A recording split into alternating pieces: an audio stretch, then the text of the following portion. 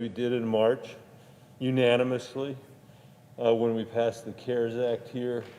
It's time for us to do that again. In Colorado and all across the country, cases are spiking and the economy is slowing down. People need relief. They need help. And I hope we'll come together in a bipartisan way and do that.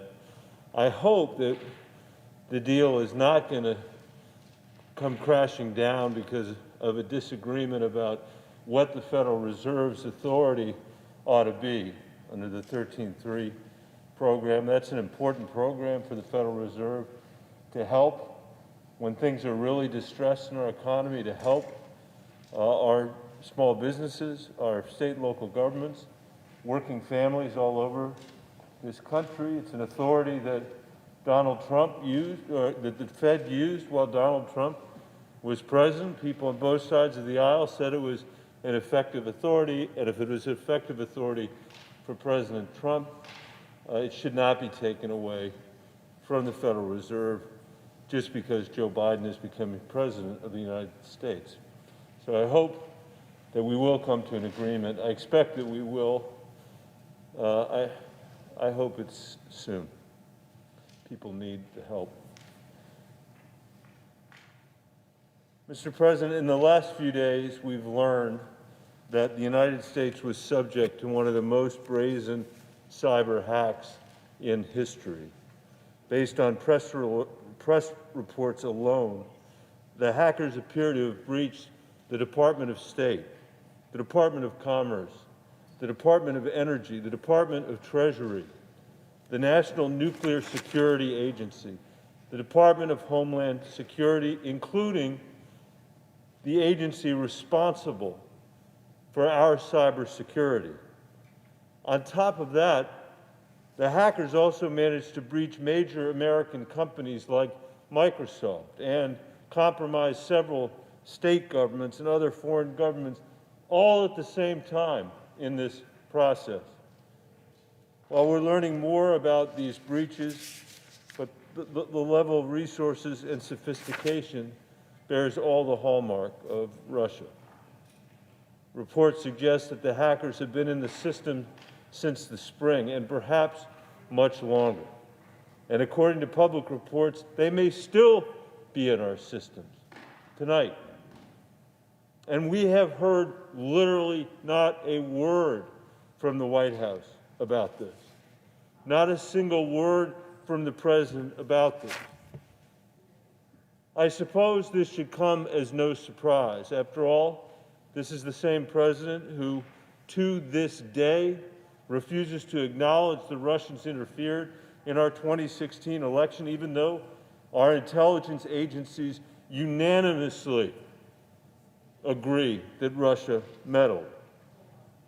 The same president who went to Helsinki and on foreign soil sided with Russian President Vladimir Putin, a former head of the KGB, over the CIA, the FBI, the NSA, and all of our other intelligence organizations. The same president who spends the lion's share of almost every day criticizing everyone from the National Football League to Greta Thunberg, who's 17 years old, to the Secretary of State in Georgia for upholding the rule of law, can't bring himself to utter one word of criticism for Vladimir Putin, who instead of challenging Putin, proposed creating a joint cyber unit between the United States and Russia. That would be like asking a burglar to design the locks on the front door of your house, Mr. President. The Trump administration is not known for its consistency. But here is the one place they have been resolute and consistently weak: coddling dictators and abandoning our democratic allies. As a member of the Intelligence Committee, I can't say for sure today whether this weakness emboldened or enabled our adversary. We're going to have to study the facts. But the administration's abject fecklessness certainly hasn't helped. To understand how weak the Trump administration has left us, it's important to appreciate the wreckage of their total war on the federal government. They came into office with a promise to dismantle the administrative state, but what they ended up doing was dismantling our national defenses. Over the past 4 years, the administration drove thousands of qualified public servants to the exits, including cybersecurity experts in agency after agency, critical to our national security. Back in March, I asked the Department of Homeland Security to detail its plans to shore up our cybersecurity. They responded by telling me that they still had hundreds of vacancies for cybersecurity. President Trump eliminated the top coordinator for cybersecurity at the National Security Council.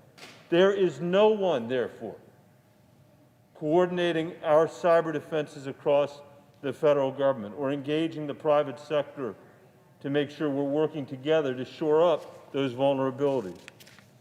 If you put it all together, we've been left with a gutted bureaucracy without the necessary leadership to respond to cyber threats and espionage in a coherent way. And a few weeks ago, the President fired Chris Krebs. Just to make matters worse, our top Department of Homeland Security official for domestic cybersecurity, the very person who would be leading our response to the hacks right now. But he's gone. He's gone. Not because he did a bad job, but because he refused to repeat the President's baseless claims about fraud in the election. Claims the President is still making as we meet here tonight, more than 6 weeks after the election and 4 days after the Electoral College confirmed Joe Biden's election. In the last few days alone, the President has tweeted at least 25 times about fraud in the 2020 election, something he completely has invented in his mind. But he hasn't said one word about the most far-reaching breach of cybersecurity in our history by a foreign adversary.